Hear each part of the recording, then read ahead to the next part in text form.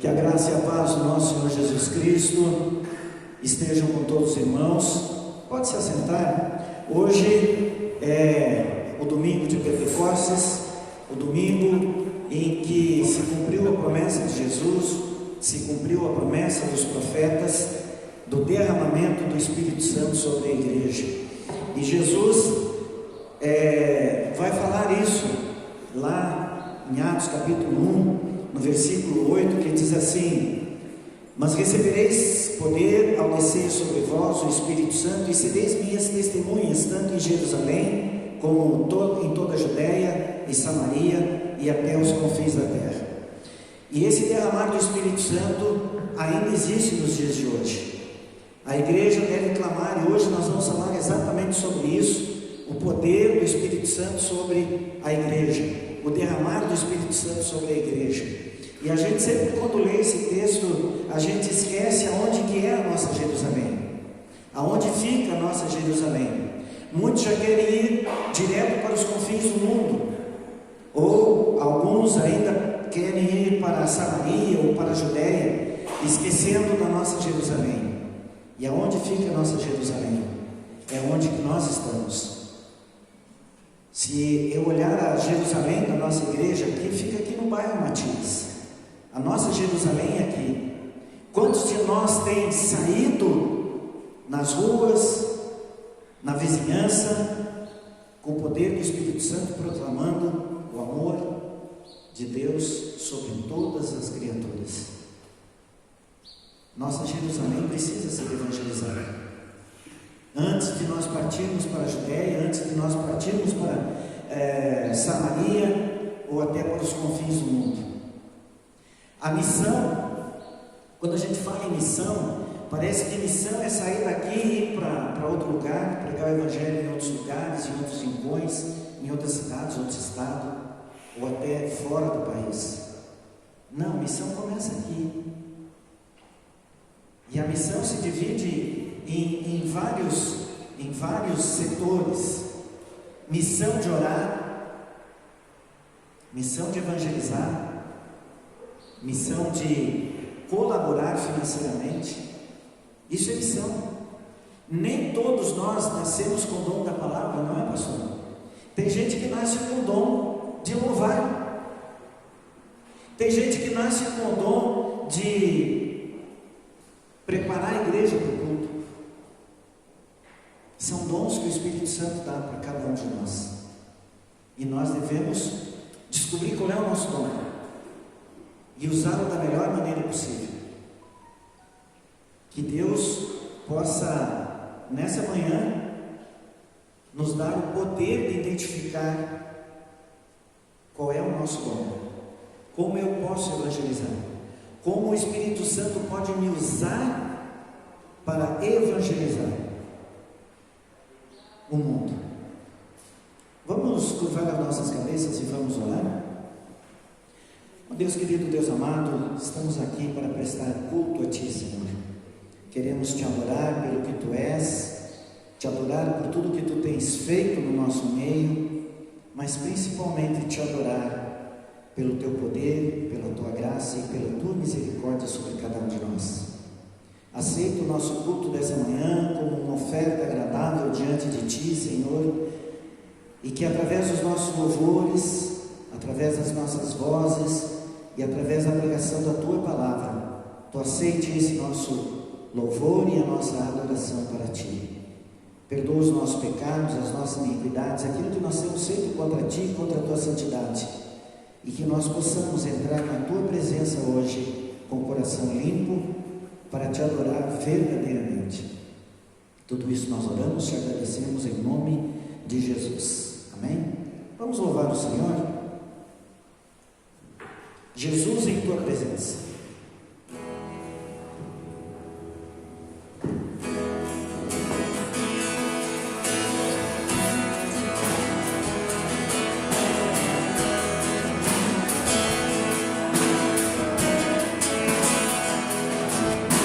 Jesus em Tua presença, reunimos-nos aqui, contemplamos Tua face e rendemos-nos a Ti, pois um dia Tua morte trouxe vida a todos nós, e nos deu completo acesso ao coração do Pai. Jesus em Tua presença, reunimos-nos aqui, contemplamos Tua face e rendemos-nos a Ti, pois um dia Tua morte trouxe vida a todos nós, e nos deu completo acesso ao coração do Pai. E o véu que separava já não separa mais, a luz toda apagada, agora brilha, cada dia brilha mais. Só pra Te adorar e fazer Teu nome grande, Te dar louvor devido. Estamos nós aqui. E o véu que separava já não separa mais, a luz que outrora apagada agora brilha e cada dia brilha mais. Só pra Te adorar e fazer Teu nome grande, e Te dar louvor devido. Estamos nós aqui.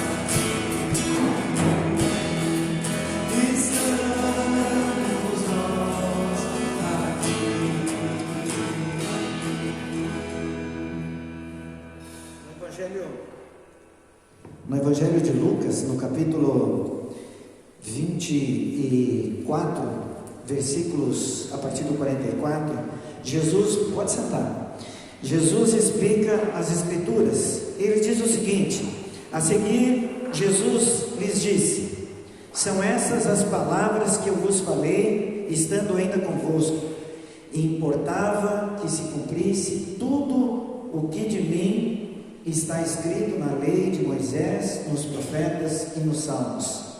Então lhes abriu o entendimento para compreenderem as Escrituras, e lhes disse: assim está escrito que o Cristo havia de padecer e ressuscitar dentre os mortos no terceiro dia, e que em seu nome se pregasse o arrependimento para a remissão dos pecados, e todas as nações, começando de Jerusalém. Vós sois testemunhas dessas coisas. Eis que vos envio sobre vós a promessa de meu Pai.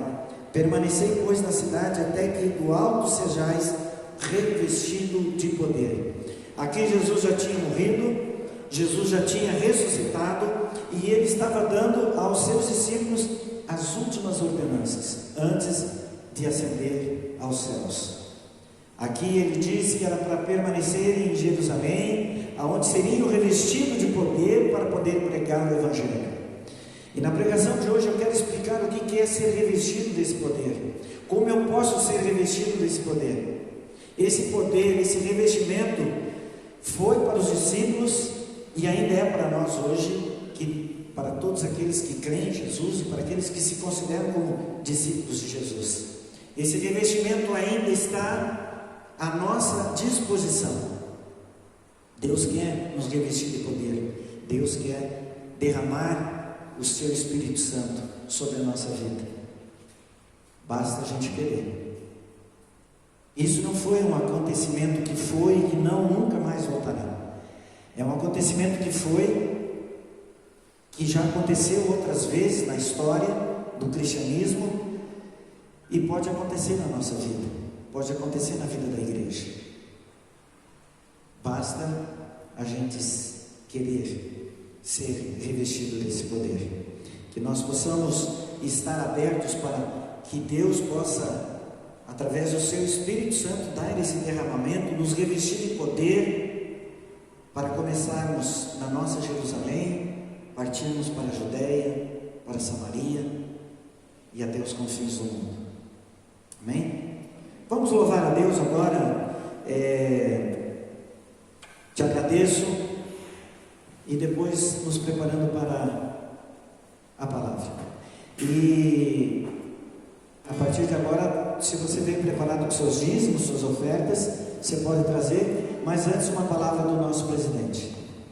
Bom dia a todos, que bom que estamos aqui hoje, nessa manhã fria, né? Mas é bom para sair de casa e se exercitar, né?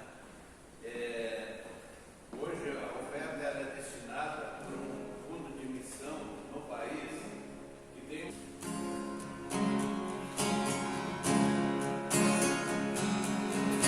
por tudo que tens feito, por tudo que vais fazer, por tuas promessas e tudo que és, eu quero te agradecer com todo o meu ser. Agradeço, meu Senhor, te agradeço, meu Senhor.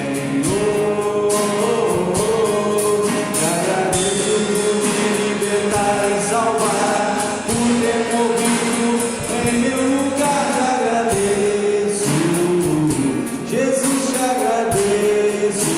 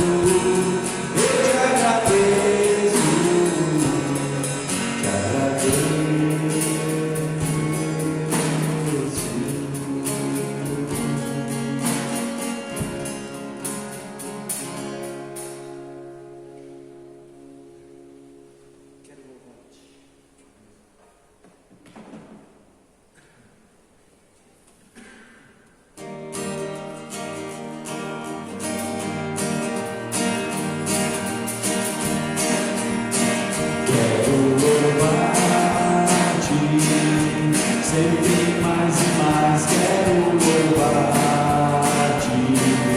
sempre mais e mais buscar o teu bem, tua graça conhecer, quero louvar-te.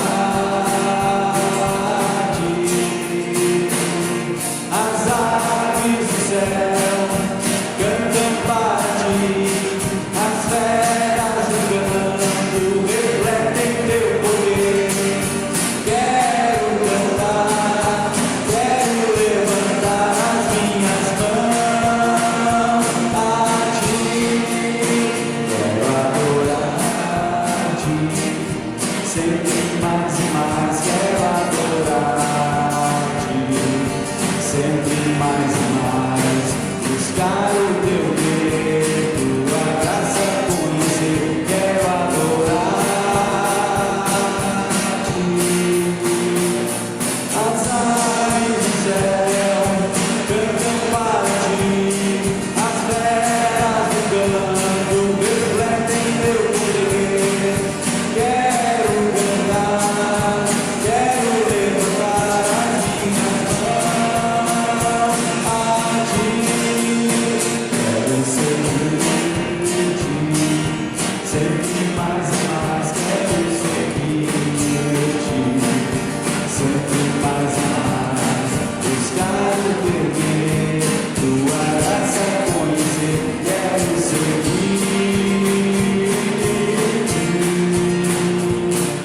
As aves do céu cantam para ti, as feras do campo refletem teu poder.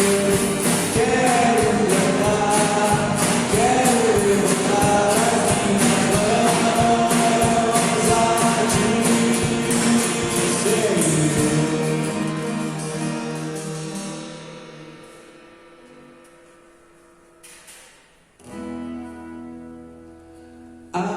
Adoramos, adoramos aquele que venceu. Adoramos, adoramos a Cristo que venceu. Pois não há pecado maior que o seu amor, não há nada que façamos que não possa perdoar, não há coisa nessa terra que não possa derrotar, nem cadeias ou prisões que não possa arrebentar.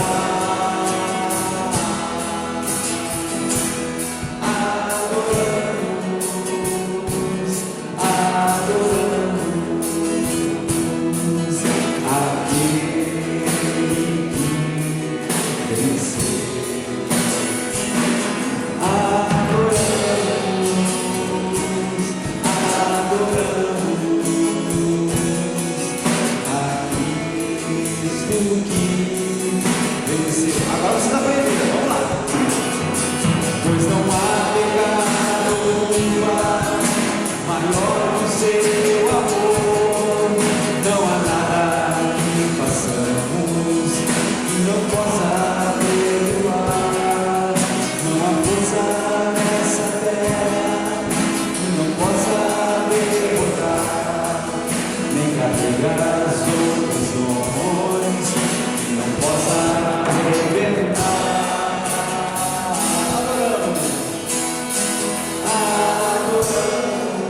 Adoramos, adoramos aquele que venceu. Adoramos, adoramos a Cristo que venceu. A Cristo que venceu.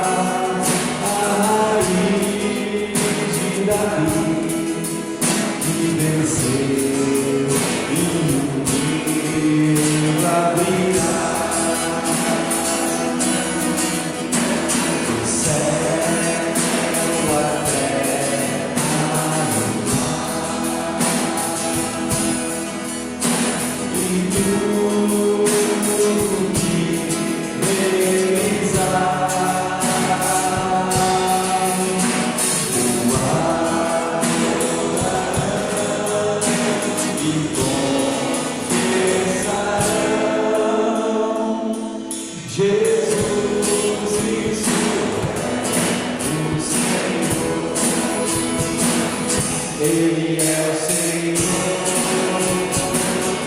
Ele é o Senhor.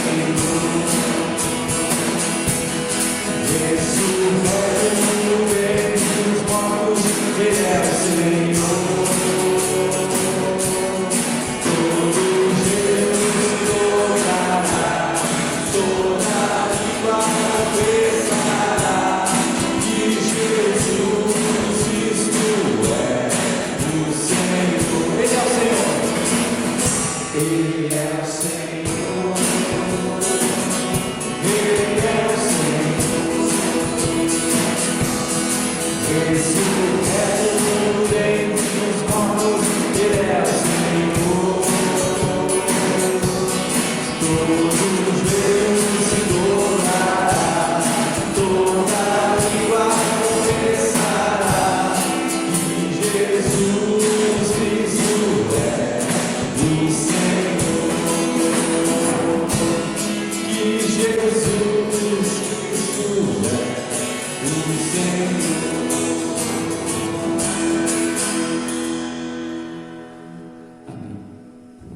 Amém. Podeis assentar?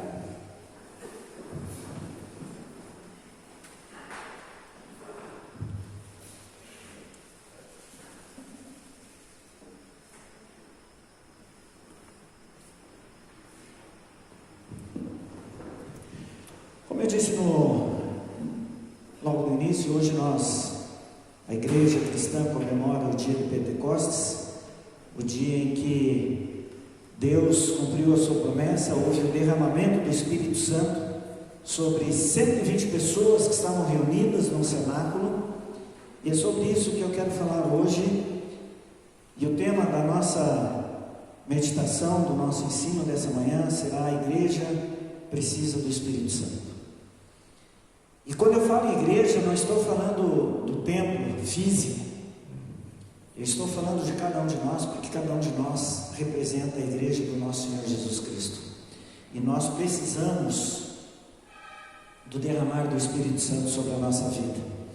E eu quero que os irmãos abram as suas Bíblias. Eu vou pregar hoje em 2 textos, e conforme a pregação se encaminha, nós vamos lendo os textos.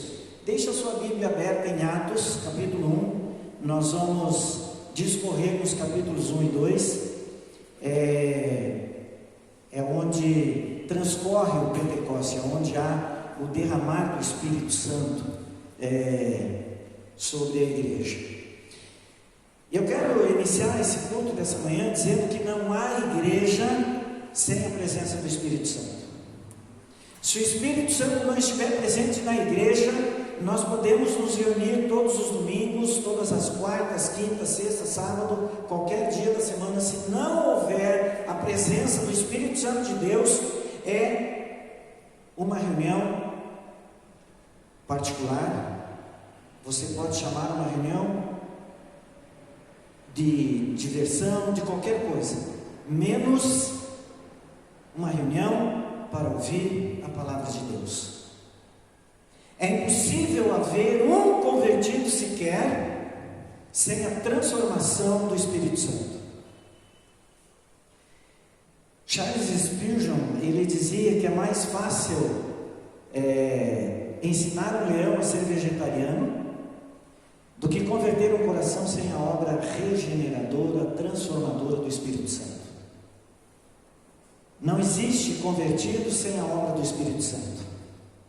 Não adianta, eu já disse aqui, acho que foi aqui que eu disse, ou pelas minhas andanças por aí, que não existe, não adianta eu dizer assim: eu sou convertido, se vocês não perceberem em mim realmente a conversão. Deve haver uma transformação na minha vida. Se um dia eu mentia, hoje eu não minto mais. Se um dia eu roubava, hoje eu não roubo mais. Se hoje eu era afeito a intrigas entre as pessoas, hoje eu sou afeito à pacificação das pessoas. Isso é transformação. E no livro de Atos, nos capítulos de 1 e 2, ele nos fala sobre 4 verdades fundamentais do Espírito Santo. Santo sobre a vida da igreja, sobre a vida do convertido. E é sobre isso que eu quero falar com vocês nessa manhã. A primeira verdade explícita em Atos está sobre a promessa do Espírito Santo. Vamos acompanhar a leitura em Atos, capítulo 1, versículos 4 e 8, que diz assim: E comendo com eles, determinou-lhes que não se ausentasse de Jerusalém, mas que esperasse a promessa do Pai, a qual disse ele: De mim ouviste, porque João, na verdade, batizou com água, mas vós sereis batizados com o Espírito Santo, não muito depois desses dias. Então, os que estavam reunidos lhe perguntaram: Senhor, será que esse tempo em que restaurares o reino de Israel? Respondeu-lhes: Não vos compete conhecer tempos ou épocas que o Pai reservou pela sua exclusiva autoridade, mas recebereis poder ao descer sobre vós o Espírito Santo, e sereis minhas testemunhas, tanto em Jerusalém, como em toda a Judéia, Samaria e até os confins da terra.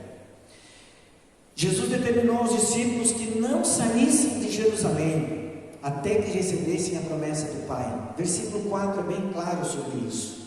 No versículo 5 vem o batismo do Espírito Santo, e aqui eu quero falar um pouco sobre o batismo do Espírito Santo, porque muitas doutrinas pregam o batismo do Espírito Santo como um evento especial, aonde quem é verdadeiramente batizado com o Espírito Santo fala em línguas estranhas. Se nós estudarmos essa questão de línguas estranhas, vocês vão notar que no original grego, línguas estranhas significa línguas estrangeiras. Não é aquele blá blá blá que muitos irmãos em algumas igrejas falam: eu creio no dom de línguas. Eu não estou dizendo aqui que eu não creio no dom de línguas. Mas como se dá o batismo do Espírito Santo? É o dia que eu digo sim para Jesus Cristo. Quando há um encontro verdadeiramente de mim para com Cristo. Esse é o batismo do Espírito Santo. Porque ali começa uma transformação na minha vida. Porque sem essa transformação, sem essa regeneração do Espírito Santo, eu sou apenas um convencido e não um convertido. E eu estou dizendo que é assim que eu acredito no batismo do Espírito Santo. Longe de mim dizer que eu estou falando a verdade, porque a verdade está com Deus. Isso é o que eu creio, que o batismo do Espírito Santo, se há um evento especial, vai ser para mim, que a minha conversão é quando eu aceito verdadeiramente Jesus no meu coração como meu único e suficiente Salvador. E ele vai falar sobre esse batismo, que também seria um revestimento de poder, como eu li lá em Lucas, capítulo 24, versículo 49. Mas note aí que os discípulos ainda estavam influenciados por uma visão provinciana e política sobre o reino de Deus. E aí eles perguntam para Jesus: será esse tempo em que Deus vai restaurar o reino para Israel? Mas Jesus vai muito mais além do que esse pensamento provinciano, político, ou de ideias messiânicas distorcidas por eles. Jesus não alimenta essas ideias. Jesus vai mais profundo sobre o tema da promessa do Espírito Santo, e ele fala lá no versículo 8: mas recebereis poder ao descer sobre vós o Espírito Santo, e sereis minhas testemunhas, tanto em Jerusalém, como em toda a Judéia, Samaria e até os confins da terra. Gostei da palavra do Hélio quando ele diz que para fazer missão você não precisa ir para a África, basta atravessar o rio, basta você atravessar a rua, tanto para o lado, ou você vai para o lado direito, ou você vai para o lado esquerdo.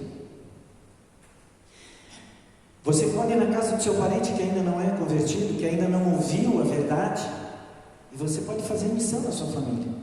Tudo bem que é o lugar mais difícil para fazer missão é dentro da nossa própria casa. Mas a nossa casa, a nossa parentela, precisa também ouvir as verdades de Deus.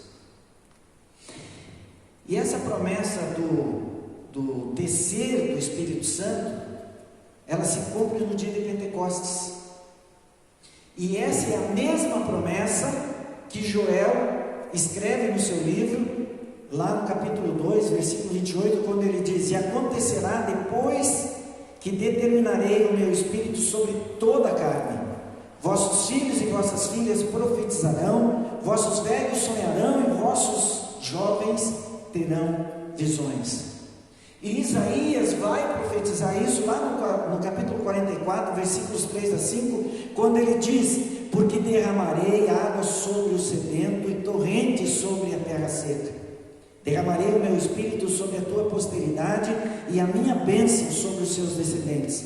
E brotarão como erva, como salgueiro junto às correntes das águas. Um dirá: eu sou o Senhor, outro chamará o nome de Jacó. O outro ainda escreverá na própria mão: eu sou o Senhor, e por sobrenome tomará o nome de Israel. Isso é o derramar do Espírito Santo, aonde haverá poder, o revestir do poder do Espírito Santo. Quem pode ter esse derramar do Espírito Santo? Quem pode ser revestido desse poder do Espírito Santo? Qualquer um de nós. Todos, somente os que creem, somente os que já entregaram verdadeiramente a sua vida para Jesus. Porque antes desse derramar do Espírito Santo, antes de sermos cheios pelo Espírito Santo, e eu vou falar disso mais além, antes de sermos cheios do Espírito Santo, nós devemos ser batizados pelo Espírito Santo, que são duas coisas diferentes. Batizados é ter o Espírito Santo. Ser cheios do Espírito Santo já vai um pouco mais além. Em segundo lugar, existe na igreja a busca pelo Espírito Santo. No versículo 14 do capítulo 1 diz assim: todos esses perseveravam unânimes em oração, com as mulheres, como Maria, mãe de Jesus, e com os irmãos dele. Vejam aqui uma coisa interessante. Quando Jesus diz para eles ficarem em Jerusalém, esperarem pelo derramar do Espírito Santo, eles não se acomodaram. Eles não sentaram e, bom, Jesus prometeu o derramar do Espírito Santo, vamos sentar e vamos aguardar. Não. Eles não aguardaram a promessa do Espírito Santo passivos, esperando que alguma coisa caísse do céu ou brotasse da terra. Não. Eles permaneceram orando, eles permaneceram em oração. Eram 120 discípulos, entre eles os apóstolos, os 11, porque agora Judas já não fazia mais parte desse apostolado. Eram 11, mais Maria, bem como os outros filhos de Maria, todos trancafiados num cenáculo, orando. E eu vejo assim, a minha imaginação fértil vai um pouco mais além, e eu fico imaginando que enquanto a maioria estava ali orando de joelhos, clamando, as pessoas que se afastavam daquele grupo de oração para preparar o alimento para eles, continuavam em oração, em espírito de oração. A oração foi 24 horas, até em sonhos eu creio que eles estavam em oração.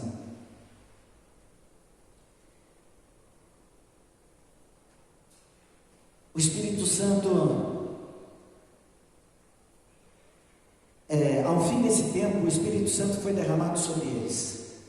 10 dias após a ascensão de Cristo, houve o derramar do Espírito Santo. Essa oração no cenáculo teve 3 características que eu quero colocar aqui para os irmãos. A primeira delas a primeira característica sobre esses homens e mulheres foi que ela foi abrangente. Todos eles estavam comprometidos com a busca do Espírito Santo. A igreja precisa ter essa abrangência. Não é meia dúzia, é todos que devem buscar o derramar do Espírito Santo sobre a igreja, sobre esse poder sobre a igreja. Não é só a diretoria da igreja, não são só os pastores, não é só a liderança, mas são todos. Na realidade, sabe quem é a liderança da igreja? Todos nós. Nós somos representados por um grupo, mas a liderança somos nós. Não adianta eu reclamar de fulano que não faz bem, não adianta eu reclamar do Guilherme que não sabe tocar direito a bateria, se eu não aprendo a tocar a bateria para ajudar ele a ser melhor. Eu tenho que dizer assim: parabéns, Guilherme, eu não sei tocar bateria, parabéns, porque você se dispõe a vir todo domingo para ajudar no louvor. Eu não sei quem é o responsável por acender as velas, mas eu posso dizer assim: pô, o cara não sabe acender as velas, tem que ser primeiro lá de trás para frente. Qual foi o dia que eu levantei da cadeira para ali acender uma vela? Ah, mas quem faz a recepção na igreja está sempre mal-humorado, não sabe. Qual foi o dia que eu disse assim: irmãos, hoje eu vou receber as pessoas? Reclamar é muito fácil. Levantar do meu lugar e fazer, isso é difícil. E eles estavam ali comprometidos, todos comprometidos pela busca do Espírito Santo. E nós, como igreja, precisamos estar comprometidos para o crescimento exponencial da igreja. Mas nós vamos ver que precisa primeiro, antes do crescimento exponencial ou numérico da igreja, precisa haver um outro crescimento, que nós vamos falar um pouco mais adiante. Em segundo lugar, a igreja primitiva, ela foi perseverante. Todos eles perseveravam em oração sem esmorecer. E eu vou falar por mim, agora quando eu digo eu, é eu mesmo. Quantas vezes eu orei 1 semana, 2 semanas, 1 mês, 3 meses, nada aconteceu, eu parei de orar.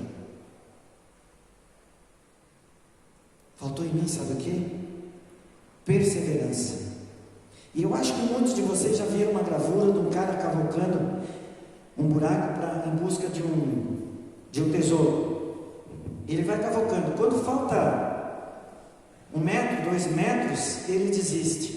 E aí a gente vê que após esses 2, 3, 4 metros existe um diamante do tamanho, sei lá do que. Ele pega a sua picareta, bota nas costas e vai embora. A gente desiste muito fácil das coisas.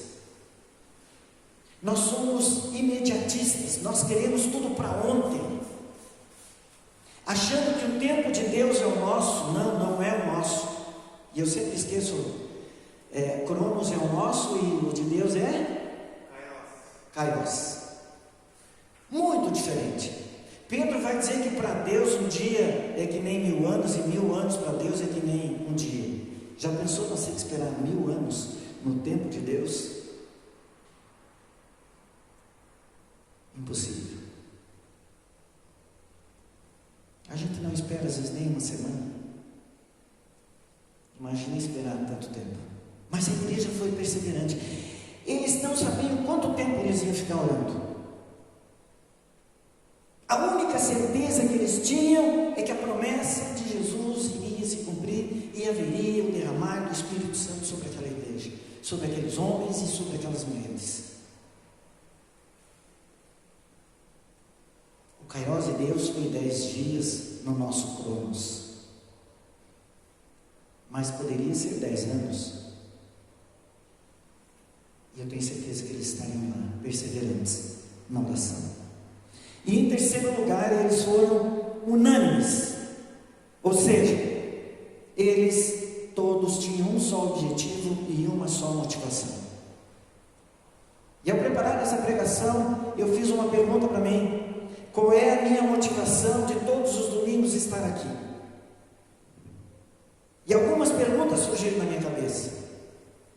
Será que a minha motivação de estar todos os domingos aqui é só para ver as pessoas, os amigos?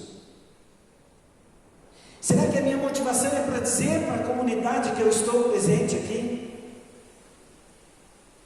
Será que a minha motivação é porque nós vivemos num tempo de pandemia e que os protocolos dizem que, se puder, fique em casa, não saia de sua casa, e como a igreja está acompanhando um protocolo que eu posso estar lá com a minha máscara, higienizado, com o distanciamento necessário, então eu vou para a igreja porque assim eu vou poder sair e olhar o movimento? Ou será que a minha motivação é para aprender as coisas de Deus, para ouvir a palavra de Deus, para ser alimentado pela palavra de Deus, através do servo que está aqui trazendo a palavra?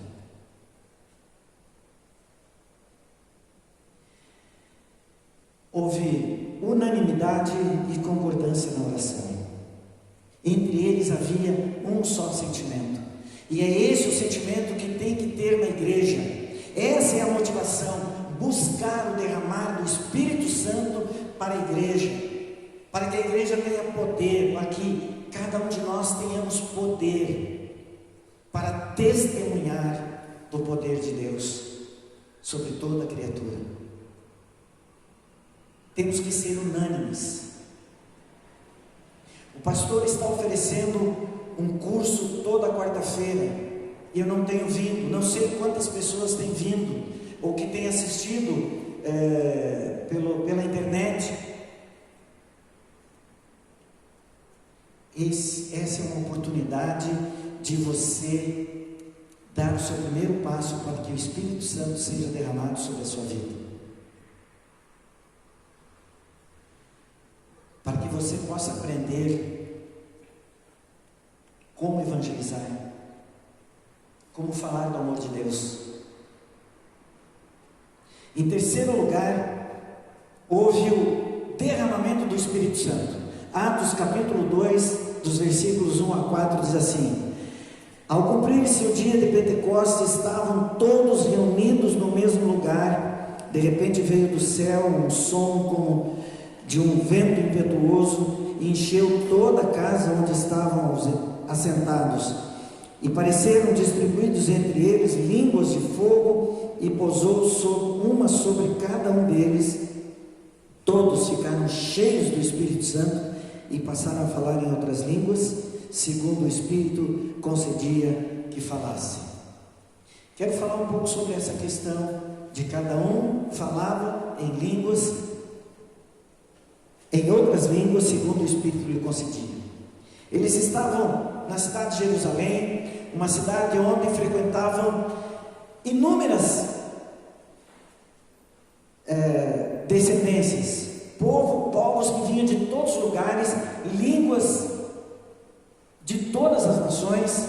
Existiam alemães, turcos, espanhóis, enfim, gregos, e muitos não sabiam outras línguas, só sabiam sua língua de nascimento. Quando Pedro abre a sua boca, era como se ele estivesse ao mesmo tempo falando em todas as línguas de todas as nações, que houve compreensão de todos os que estavam naquela praça.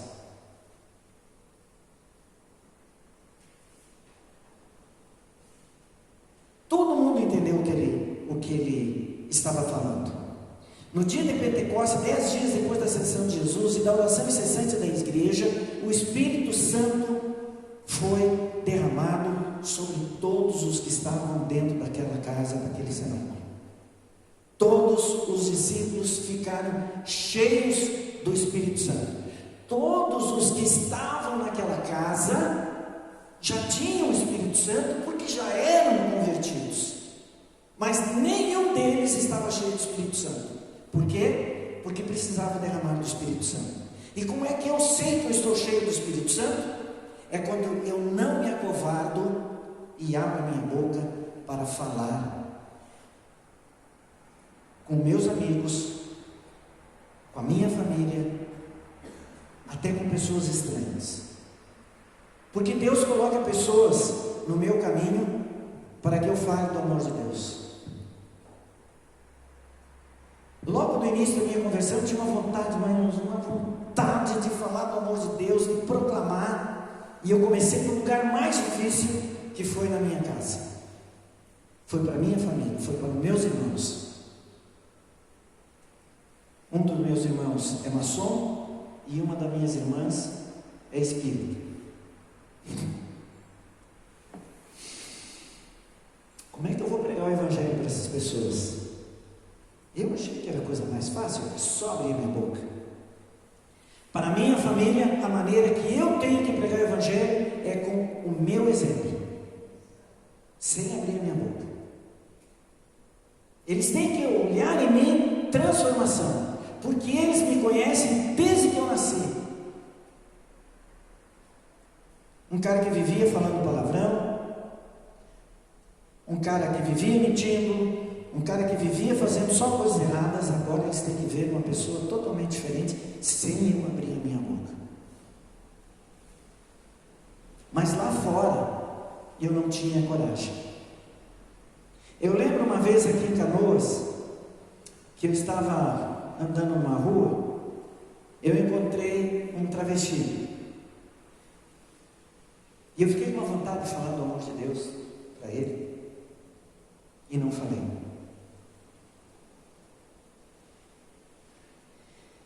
Quando o esposo da minha irmã faleceu, antes dele falecer, um dia ele disse assim para mim: Emílio, sabe do que eu mais tenho medo? É de morrer. E eu perdi a oportunidade para dizer para ele que o maior medo que ele pudesse ter era morrer sem ter Jesus no coração. E eu não falei.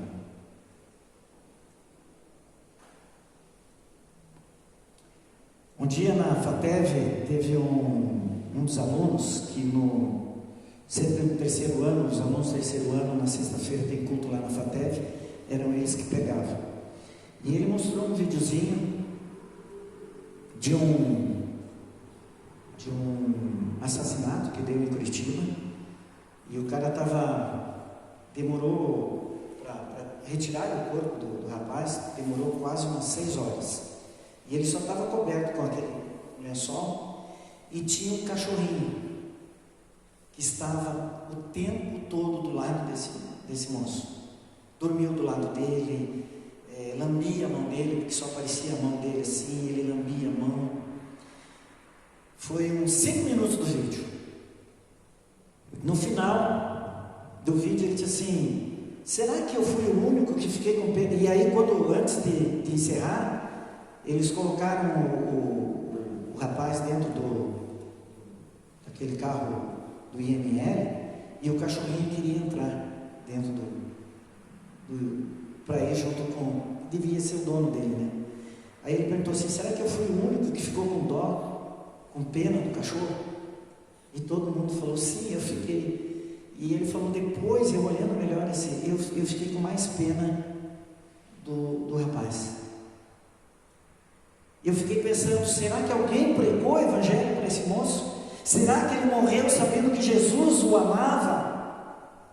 E que ele deveria ter entregue a vida dele para Jesus, para poder alcançar o reino de Deus, em vez de ficar com pena do cachorro? Muitas vezes a gente tem pena dos animais e não dá a mínima importância para as criaturas de Deus.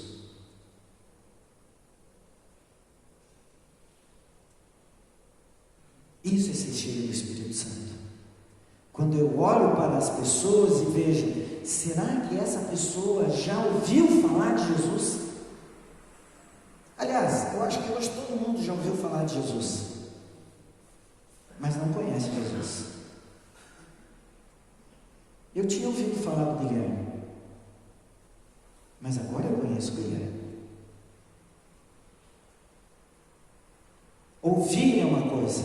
Jorge já falou, eu só tinha ouvido falar de ti, Senhor, mas agora eu te conheço. As pessoas precisam conhecer, ser apresentados para Jesus.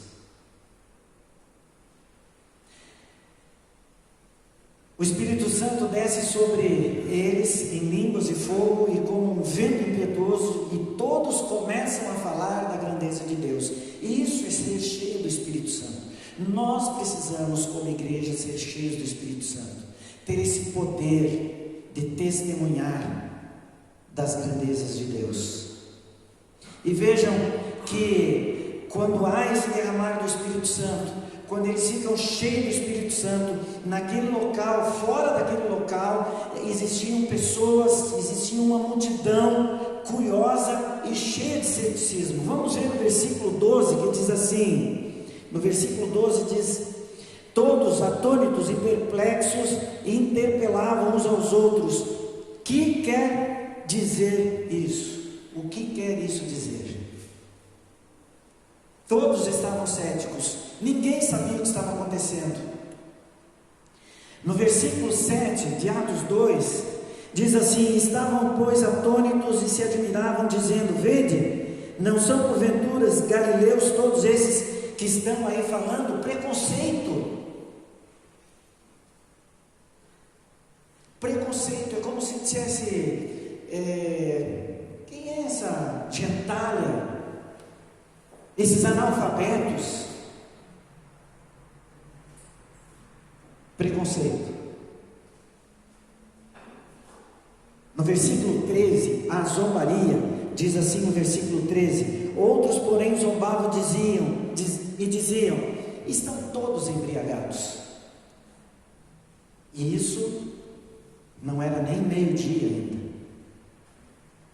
Embora o milagre tenha atraído a multidão, foi a pregação da palavra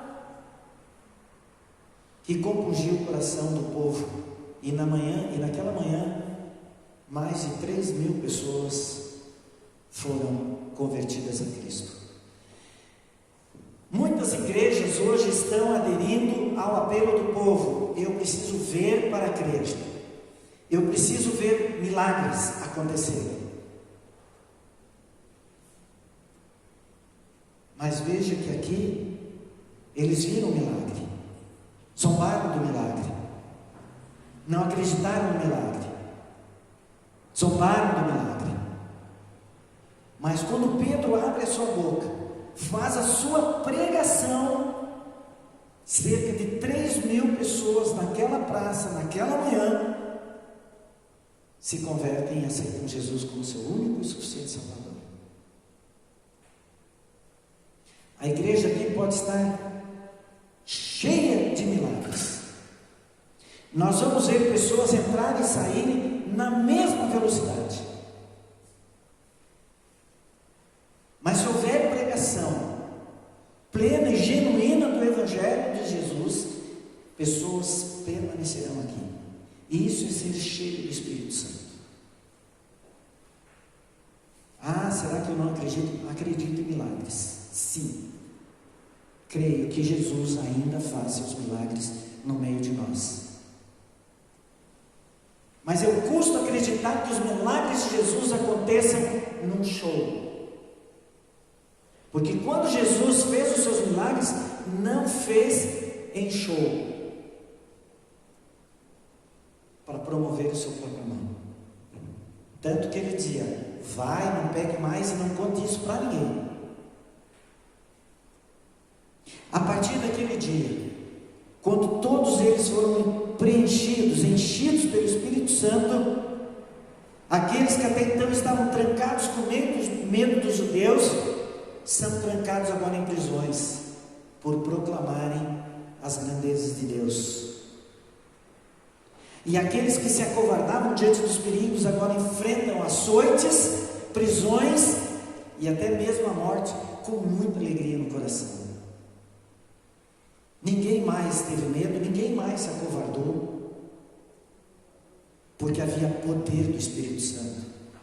E eles testemunhavam sem medo, sem covardia. Se você quer ser cheio do Espírito Santo, clame a Deus por isso. E em quarto e último lugar, a vida cheia do Espírito Santo, Atos capítulo 2, versículos 42 até o final. Como viviam os convertidos? E perseveravam na doutrina dos apóstolos e na comunhão, no partir do pão e nas orações. Em cada alma havia temor, e muitos prodígios e sinais eram feitos por intermédio dos apóstolos. Todos os que creram estavam juntos e tinham tudo em comum.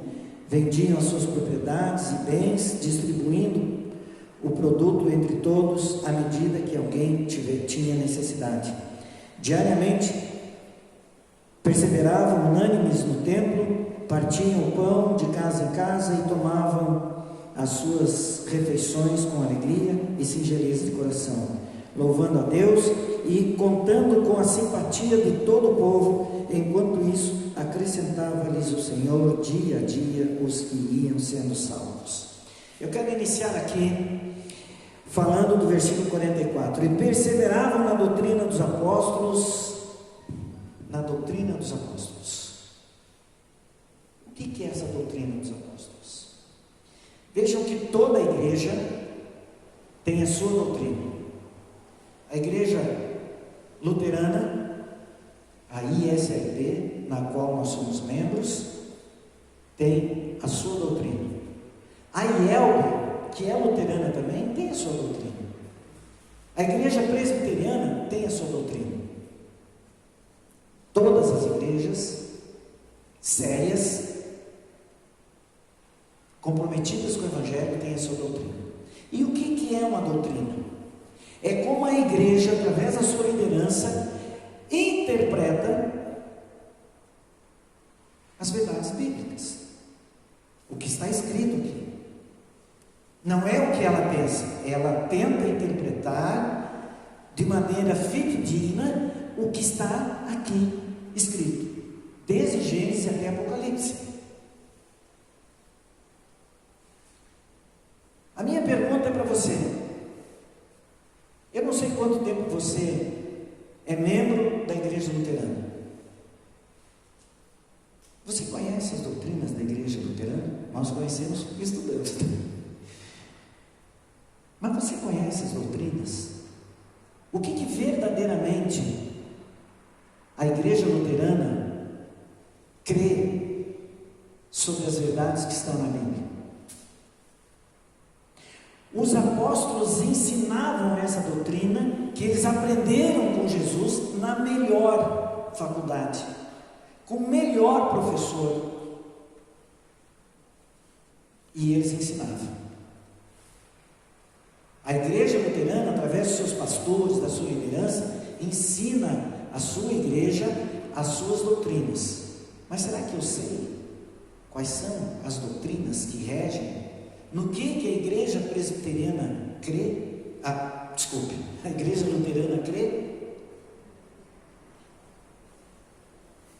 E no que ela prega? Vou dar um exemplo. A igreja católica, quando faz a sua ceia, que é a comunhão, que é feita todos os dias, em todas as missas, ela crê que na hóstia, ali está verdadeiramente o corpo de Cristo. E eu não sei se vocês sabem que desde sempre a igreja católica diz que você não pode morder a hóstia, porque você estaria mordendo o próprio corpo de Cristo. E que o vinho, que na realidade só o padre toma, ali é o sangue mesmo de Cristo, que ele se transforma, o pão e o vinho se transformam verdadeiramente em sangue e carne. Essa é uma das doutrinas da Igreja Católica. No que a Igreja Luterana crê na Santa Ceia? Doutrinas que nós devemos aprender do que a nossa Igreja prega. Quais são as doutrinas ensinadas pela nossa Igreja? Seguindo, depois desse derramar, a Igreja ficou cheia do Espírito Santo, sua vida se refletiu no mundo impactando. Veja que a partir do derramar do Espírito Santo, da Igreja primitiva ser cheia do Espírito Santo, o cristianismo se espalhou pelo mundo inteiro e continua se espalhando até os dias de hoje. Nunca mais parou. Nunca mais parou. E a plenitude do Espírito foi percebida através da firmeza da doutrina dos apóstolos. Veja, doutrina dos apóstolos. No engajamento da oração, nós queremos que essa igreja seja cheia do Espírito Santo. Vamos nos comprometer na oração. Vamos nos engajar. Vamos fazer um grupo de oração, seja 5 pessoas, mas engajados. Não de todos os dias, mas uma vez por semana, seja virtual ou seja presencial, de nós estarmos aqui clamando pelo derramar do Espírito Santo, para que essa igreja seja cheia do Espírito Santo. Nós precisamos ter uma comunhão fraternal. Comunhão fraternal é ver um irmão em necessidade espiritual, socorrê-lo na oração. Se for física, de alguma maneira nós socorrermos. Nós precisamos também estar engajados na adoração. Vir para a igreja, para quê? Adorar a Deus. Adorar a Deus. Adorar a Deus. Quando o Senhor vier tocar o seu louvor, toque para adorar a Deus. Quando você vier aqui para fazer a filmagem dos cultos, faça para adorar a Deus. E você, quando vier para cá e cantar os hinos e ouvir a palavra, faça para adorar a Deus. E que nós possamos ter um testemunho irrepreensível. Não só falando, mas agindo, principalmente agindo.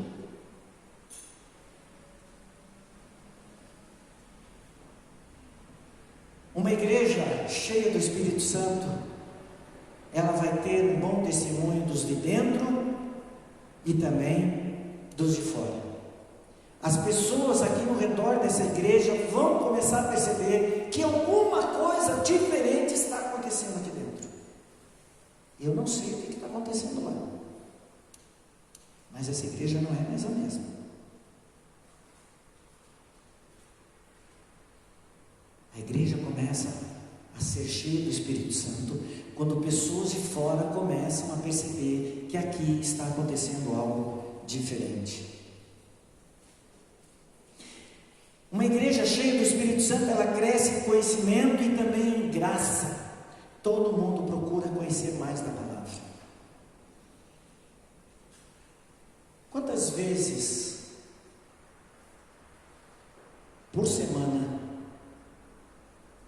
você ora? Eu espero que você possa estar respondendo todos os dias eu oro. Pelo que você tem orado?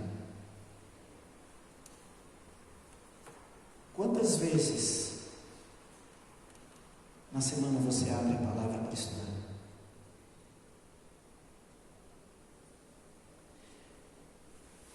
Quando eu estive pela Missão Zero em Petrolina, nós estávamos vindo da evangelização, eu e mais 2 jovens, e uma senhora nos parou e ela pediu, eu estava com a Bíblia embaixo do braço, ela disse assim: que livro é esse que o senhor tem embaixo do braço? E eu falei: isso é uma Bíblia. Daí ela disse assim: o senhor pode me emprestar ela? Um pouquinho? Eu emprestei, e ela começou a folhear, e ela disse assim: uma Bíblia. Que lindo! Uma Bíblia. O senhor me dá essa Bíblia? Daí eu falei: não, porque essa aqui eu tenho algumas anotações, mas eu posso fazer melhor. A Missão Zero tinha mandado, acho que umas 5 ou 6 caixas de umas Bíblias para serem distribuídas. Eu digo: eu vou lhe dar uma. E levei ela até a base. Como pessoas estranhas não podem entrar na base, eu disse assim: senhora, espera aqui que eu já volto. Trouxe a Bíblia. Ela pegou a Bíblia na mão, começou a folhear aquela Bíblia, e ela disse assim: é minha? Eu falei: sim, é sua. Eu tenho uma Bíblia. Eu tenho uma Bíblia. E chorava. Eu estou emocionado porque eu lembro da cena. E ela saiu com uma felicidade porque ela tinha uma Bíblia. Nunca teve uma Bíblia na mão e ela queria uma Bíblia. E eu convidei ela para ir à noite no culto. E quem estava lá à noite? Ela. Quem foi a primeira pessoa a atender o apelo? Ela. E eu creio que até hoje ela está na igreja luterana lá em Petrolina. Eu não sei quantas Bíblias você tem em casa. 2, 3, 4. Quantas vezes você abre a sua Bíblia para estudar a palavra de Deus, para ser preenchido pelo Espírito Santo, para aprender as verdades que estão aqui?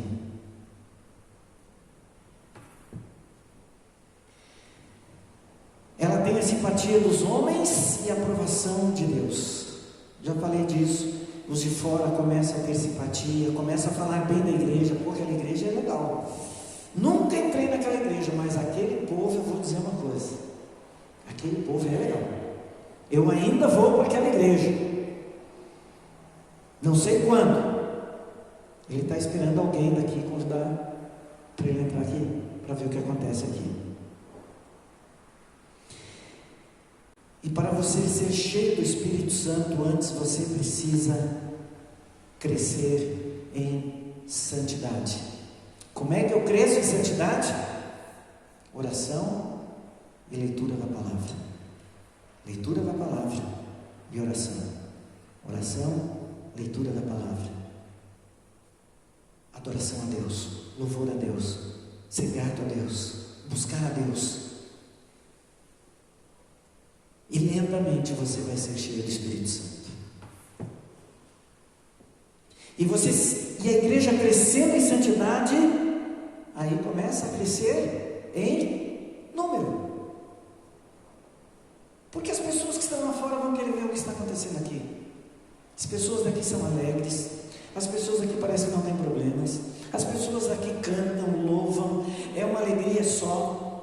As pessoas aqui não incomodam em nada nós, ao contrário, nos ajudam naquilo que nós precisamos. E a igreja começa a se tornar embaixadora de Deus aqui na terra. E sendo embaixadora de Deus aqui na terra, sabe o que vai acontecer no céu? Festa. Vou falar uma palavra aqui que talvez você já tenha ouvido, mas eu sei que as pessoas de origem alemã sabem de cor e salteado. No céu vai haver cap. Não está escrito que toda vez que um pecador se converte aqui na terra tem o quê? Festa no céu. Já pensou? Todo dia, festa no céu, porque essa igreja converteu 4, 5, 6 pessoas diariamente. Daqui a pouco, gente, vai acabar essa pandemia, em nome de Jesus, eu creio nisso. Vai voltar tudo ao normal e vai faltar lugar nessa igreja para acomodar tanta gente que vai se chegar nessa igreja. Você crê nisso? Que nós possamos buscar sermos cheios do Espírito Santo, em oração, pela palavra, pelo conhecimento, crescer em santidade e ser bons testemunhos para os de fora. Amém? Vamos orar. Ó Deus querido, Deus amado, hoje comemoramos o Pentecostes, Senhor. Comemoramos o derramar do Teu Espírito Santo para o início da Tua igreja, para o início da proclamação da Tua palavra, do Teu Evangelho, que se propaga até hoje e vai até os fins dos séculos, quando o Teu Filho Jesus voltará em glória e poder para separar o joio do trigo, para buscar os seus, para viver na eternidade junto contigo. Eu quero clamar por essa igreja, Senhor Deus, por cada membro dessa igreja, que nós possamos buscarmos incessantemente o preencher do Teu Espírito Santo sobre as nossas vidas, sobre a vida dessa igreja, para que possamos ser bons testemunhos e proclamarmos as Tuas grandezas com poder e com coragem, Senhor. Derrama do Teu Espírito Santo sobre essa igreja, para que possamos crescer em santidade e crescer em número de convertidos, não de convencidos, mas de convertidos verdadeiros, Senhor Deus, que venham fazer parte dessa família enganjada em evangelizar, em proclamar o Teu Evangelho. E para finalizar, Senhor, eu sou grato por estar nessa comunidade, sou grato porque Tu tens me escolhido e dado o privilégio de que com coragem e intrepidez eu pregar a Tua palavra aqui nessa casa, Senhor. Abençoe cada um dos irmãos que eu tive o prazer de conhecer. Derrame prosperidade, principalmente prosperidade espiritual para cada um. Tudo isso eu oro, te agradeço em nome do Teu Filho Jesus.